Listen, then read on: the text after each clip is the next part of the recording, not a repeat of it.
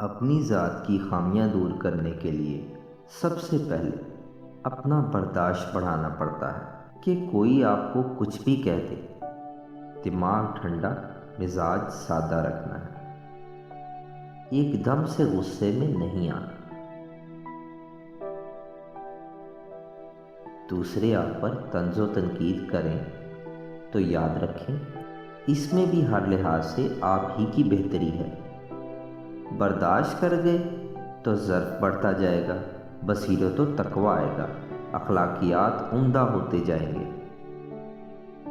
آگے سے مقابلہ بازی کریں گے تو دونوں میں فرق ختم ہو جائے گا، معاملات قابو سے باہر ہو سکتے ہیں اور آپ کی خود اعتمادی بھی کمزور پڑ جائے گی۔ غرض بلندی نہیں، پستی کی طرف جائیں گے۔